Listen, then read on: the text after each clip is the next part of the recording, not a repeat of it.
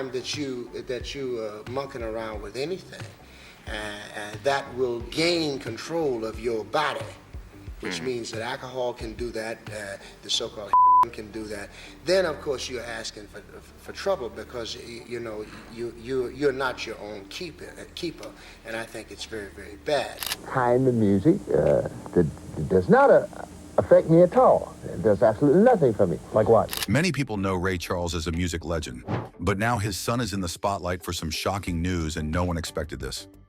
At 69 years old, he finally spoke out about the rumors people have been talking about for years. A person has to have his mind made up that this is not good for him.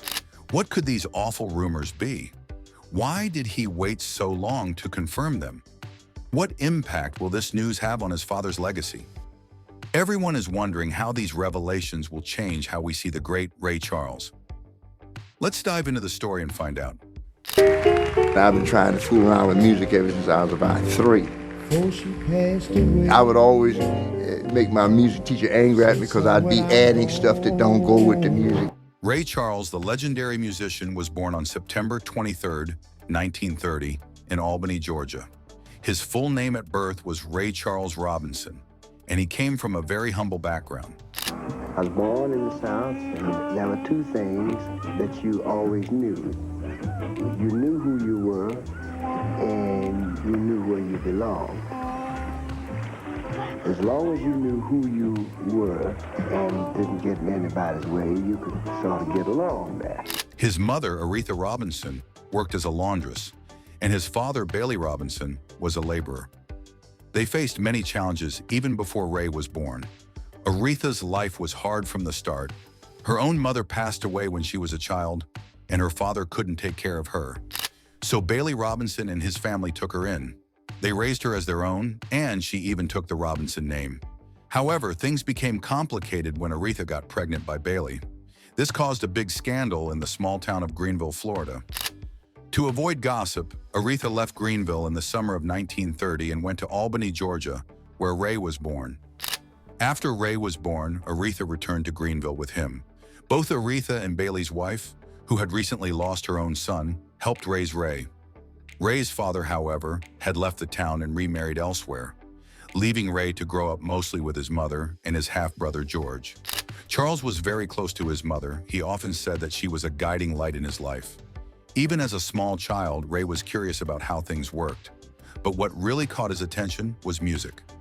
At just 3 years old, Ray started visiting a local cafe where a man named Wiley Pittman played the piano. Wiley noticed Ray's interest and taught him how to play boogie-woogie on the piano. And he was the guy that, started me and showing me little things at a time, how to take one thing and then how to take the other thing and what to do and how to make sound of which. And it was so impressive to me, especially just to mash a key and hear a sound. Sadly, when Ray was still very young, tragedy struck. His brother George accidentally drowned in a laundry tub when he was only 4 years old. This loss deeply affected Ray and his family. Around the same time, Ray began losing his eyesight. By the age of 7, he was completely blind, likely due to glaucoma, a medical condition. Despite the hardships, Aretha found a school that would accept a blind African-American child. At first, Ray didn't want to go, but eventually he attended the Florida School for the Deaf and the Blind. See, I used to do almost everything any other kid did. I used to wash dishes, scrub the floors, cut wood with an axe. My mom would always tell me, well, son, one of these days I'm not going to be with you, I'm going to die or something. And you're going to have to learn how to do things for yourself. While at the school, Ray learned how to read music using Braille. This was no easy task, but he was determined. Ray developed his musical talent even more, and he became skilled at playing the piano. However, more heartbreak came into Ray's life when his mother died. He was just 14 years old and her death hit him hard. After her funeral, Ray decided not to return to school. The loss of both his mother and brother were the two biggest tragedies in his life. Although going blind must have been emotionally trying, according to Charles, the first time he experienced something that could be described as a breakdown was during the death of his mother. Charles told biographer David Ritz via Slate, "It's the death of my mother Aretha that had me reeling. For days I couldn't talk, think, sleep, or eat. I was sure enough going crazy.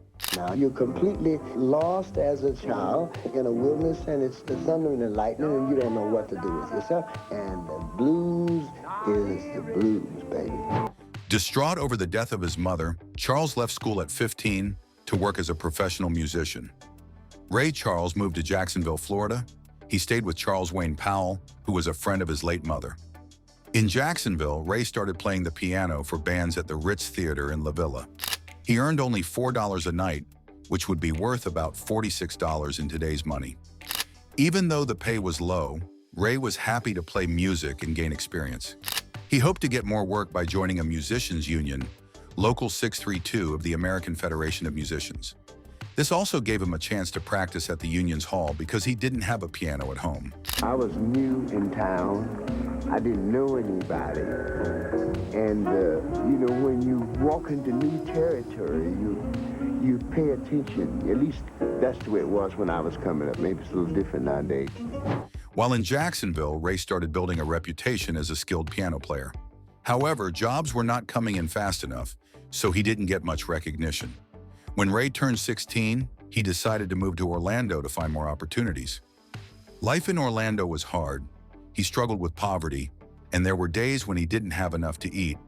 He started writing music for a pop band, but things were still tough. He even tried to audition for a well-known band led by Lucky Millinder, but he didn't get the job. After his struggles in Orlando, Ray moved to Tampa. There he held 2 jobs, one of which was playing piano for a band called Charles Brantley's Honey Dippers. At this point, Ray was trying to follow in the footsteps of Nat King Cole, who was a big influence on him. His first few recordings were made during this time, including songs like Wondering and Wondering and Why Did You Go?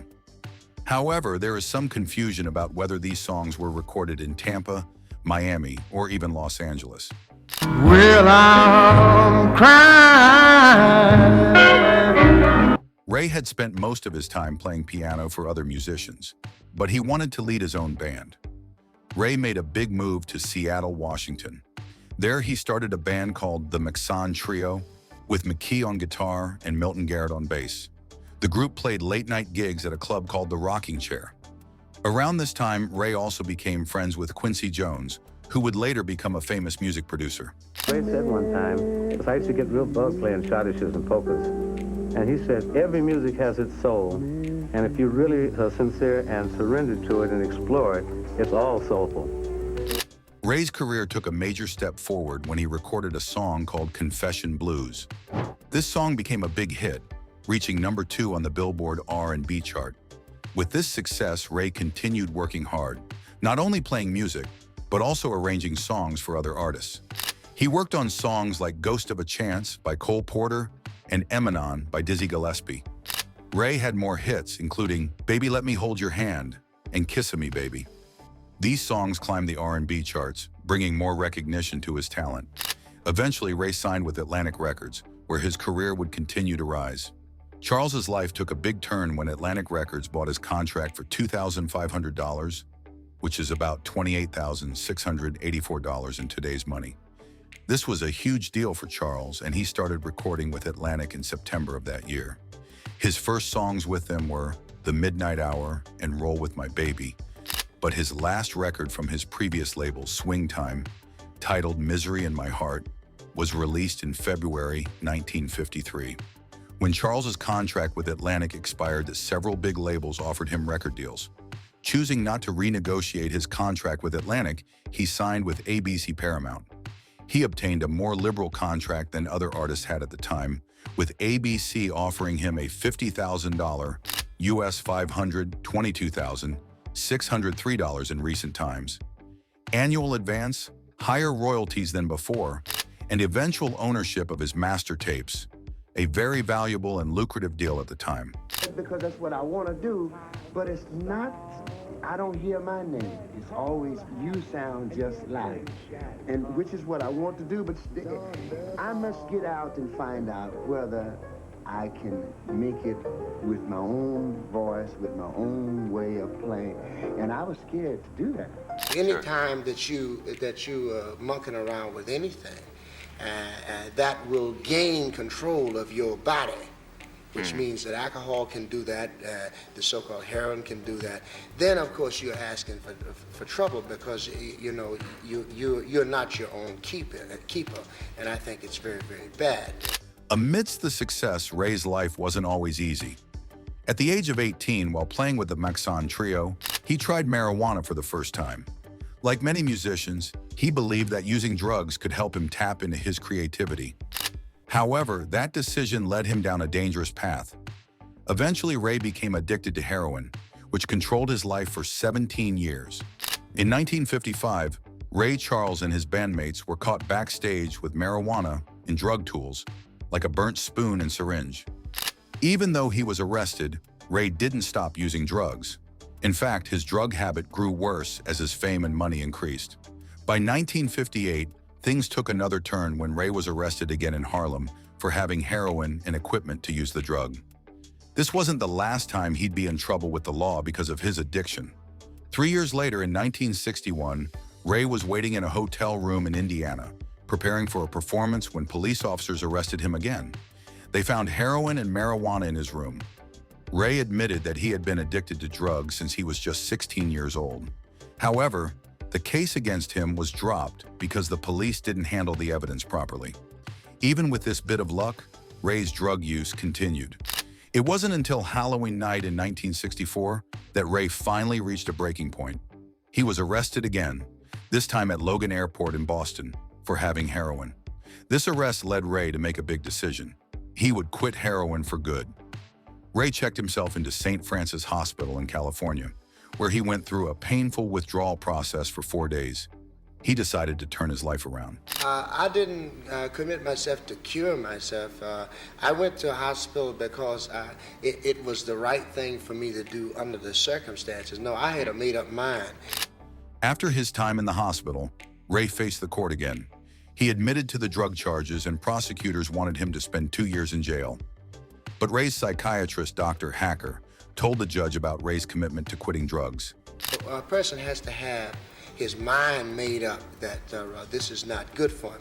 Instead of prison, Ray was sent to McLean Hospital in Massachusetts for treatment. The judge decided to give Ray another chance, saying the final sentence would come in a year if he stayed clean. Ray did just that and was eventually given a 5-year suspended sentence, meaning he didn't have to go to prison. He was also fined $10,000 and placed on probation for 4 years. Ray's struggle with drugs deeply affected him, and he expressed his feelings through music. Even after he stopped using heroin, he didn't quit all drugs or drinking.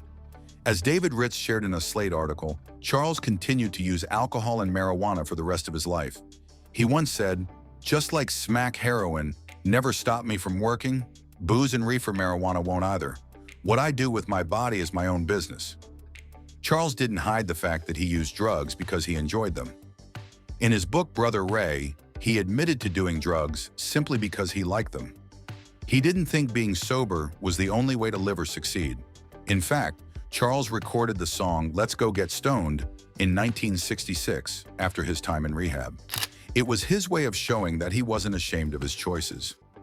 He felt no need to apologize for the way he lived. Like Amy Winehouse, who famously sang about not wanting to go to rehab, Charles also had a song, "I Don't Need No Doctor," reflecting his attitude after overcoming heroin. Charles was open about his lifestyle, and while he beat heroin, he never tried to act like he was perfect. He lived the way he wanted and stayed true to himself.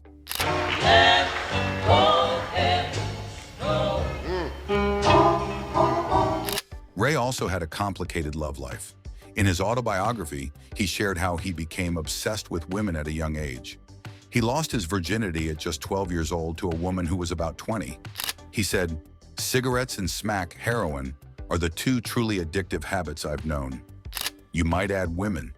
This shows just how deep his feelings for women ran. He couldn't help himself. He just loved being around them. I'll be your dog. Ray Charles had 2 marriages in his life. His first marriage was to Eileen Williams. They tied the knot on July 31st, 1951, but it didn't last long. They separated in less than a year. His second marriage was with Della Beatrice Howard Robinson, whom he called B. They met in Texas and got married. Together, they had 3 children: Ray Charles Robinson Jr., David, and Robert. However, Ray was not there when their first child was born because he was busy performing. Even though they had a family, their marriage was not easy. Ray struggled with addiction, which took a toll on B. His drug use and affairs while on tour caused a lot of problems in their relationship. Sadly, B filed for divorce after 22 years of marriage. Ray also had many relationships outside his marriages. He had a 6-year affair with Margie Hendricks, who was one of the original Raelettes, a group of backing singers. They had a son together named Charles Wayne. Ray also had a daughter, Renee, with Mae Mosley Lyles. He had another daughter named Sheila Ray Charles with Sandra Jean Betts.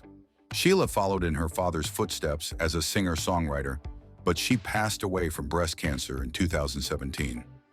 Ray had a child with Arlette Kochunian, a woman he met 10 years earlier in Paris. At the time of his death, Ray was in a long-term relationship with Norma Pinella.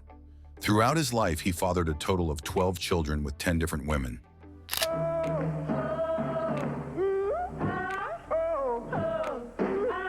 Now back to his music career. Ray was set to perform at a dance in Bell Auditorium in Augusta, Georgia. But before the show, he found out something very troubling. Students from Payne College told him that the dance floor was only for white people. Black people, like Ray and his fans, would have to sit in the balcony of the music hall. This wasn't fair, and Ray was not going to take it. When he learned this, Ray decided to cancel his performance. He immediately left town and made sure everyone knew why he wouldn't be performing. He stood up for what was right. However, the promoter who arranged the show was not happy. He sued Ray for breaking the contract, and on June 14, 1962, Ray was fined $757 in Fulton County Superior Court in Atlanta. This showed how serious the times were. When you see me in misery, come over, baby, see my feet now. Also, one of his biggest hits was the song, "What Did I Say?" The movie Ray gives a good idea of how this song came to be. It started as an idea Ray had while performing on stage. He was just playing around, and people loved it. Ray and his backup singers, the Raelettes, worked on the song while they were on tour. They made it better and better, and soon it became a crowd favorite. They recorded the song at Atlantic Records and even made a 2-sided single because the song was long. When it was released in the summer of 1959, it quickly became a huge hit. "What Did I Say" reached the top of Billboard's R&B chart and even made it to number 6 on the Top 100. For over 10 years, it was Atlantic Records' best-selling song. This was an era where they wanted to kind of sanitize rock and roll a little bit. And they wanted nice, clean, you know, the Pat Boone, the Frankie Avalon, let's sanitize it. Let's not get the girls a little too excited. But not everyone liked the song. Many radio stations banned it because of the lyrics, which some found suggestive. The song included moans and a lively back-and-forth rhythm. Years later, Ray spoke about this issue in an interview. He asked, "What is suggestive about making a sound?" This showed how Ray felt about the unfair treatment of his music. This wasn't the first time Ray faced controversy. His song, "I Got a Woman," also caused problems when it came out. It mixed gospel music with R&B, which upset some people. Ray even mentioned in an interview with the Washington Post that he received a lot of criticism for it. Some thought it was wrong to mix church music with secular music. So in the early 60s, Charles faced a scary moment while flying from Louisiana to Oklahoma City. The pilot lost visibility because of heavy snow. To make things worse, the pilot forgot to use the defroster, which caused the plane's windshield to freeze over with ice. It was dangerous. The plane circled in the air a few times while the pilot tried to find a way to see. Finally, he spotted a tiny hole in the ice that let him see just enough to land the plane safely. Charles thought there was something more than luck involved. He believed that something or someone, which instruments cannot detect, helped create that small opening in the ice. He felt that a higher power played a role in his safe landing, making it a spiritual experience for him. Later on, Charles had successful hip replacement surgery and felt ready to go back on tour. But then, he started to have other health problems. Sadly, he passed away on June 10, 2004, at the age of 73 due to liver failure. He died at his home in Beverly Hills, California. Charles's funeral took place 8 days later at the First African Methodist Episcopal Church in Los Angeles. Many famous musicians attended to pay their respects. After the service, he was buried in Inglewood Park Cemetery. This touching farewell showed how much he was loved and remembered by those in the music world. To me, it was Black America with this music saying, you think you know me, you think I'm just this happy guy singing my songs and nodding my head and doing all my moves. You think you know me, but you don't know me. Before his death, when Ray was sick in December 2002, Charles gathered his 12 children to talk about a serious topic, his health. He wanted them to know he was very sick and to explain what would happen to his money after he died. Ray had set up trusts for each of his children, giving them $500,000. This money was to be paid out over the next 5 years. However, when he explained this to them, his children felt confused. They thought they would receive a larger amount of money. After his death, the situation got complicated. The rights to his music and image were left to his estate. In a foundation, he started to help others. Joe Adams, who had been Ray's manager since 1961, took control of these after Ray's passing. The character of Joe Adams was played by Harry Lennox in a film about Ray Charles. Unfortunately, Ray's children were not happy with Joe's management. They believed he did not handle Ray's business, the foundation, and the estate properly. In 2008, 10 of Ray's children decided to take action. They sued Joe Adams because they wanted to have a say in how their father's name and image were used. They also wanted to be involved with the foundation. The children felt that they deserved more from their father's legacy, especially since they thought Joe was not doing a good job. Things only got worse from there. In 2012, the Ray Charles Foundation took legal action against 7 of Ray's children. The foundation claimed that the children had given up their rights to their father's estate when they accepted the $500,000 trust. According to the foundation, the children had been writing letters to music publishers, falsely saying that they owned the rights to Ray's songs. This led to a big fight between the foundation and the children over who really owned Ray Charles' music. The lawsuits and disagreements made it clear that Ray's children felt left out of their father's legacy. They believed they had a right to share in the fame and success that Ray had built during his lifetime. But by accepting the trust, they may have unknowingly given up their claims to more. You sing about the woman, but you're really also talking about all the kicking around that you've had, the amount of humiliation that you've known, and all the put downs that you've had, the throwing out doors that you've had, the hunger that you've had. Ray changed the music world forever. He was honored many times for his amazing talent. In 1986, he was one of the first musicians to be inducted into the Rock and Roll Hall of Fame. That same year, he received the Kennedy Center Honors, celebrating his great contributions to music. Charles won 17 Grammy Awards out of 37 nominations. He received a Grammy Lifetime Achievement Award, recognizing his lifelong work in music. He was also inducted into the Georgia Music Hall of Fame in 1979, and his song Georgia on My Mind became the official state song of Georgia.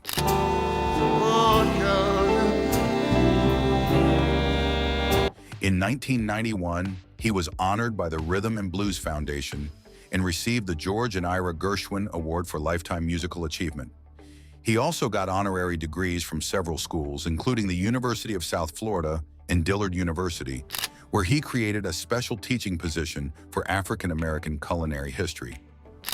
The Ray Charles Foundation was started in 1986 to help with research on hearing problems. This foundation gives money to schools and organizations working to improve hearing health. Ray cared deeply about education and music, and he donated $2 million to Morehouse College to help future musicians. In 2013, the United States Postal Service honored him with a special stamp.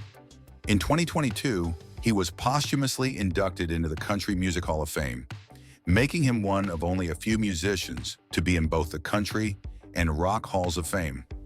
Ray Charles is remembered not just for his music, but also for his kindness and support for education.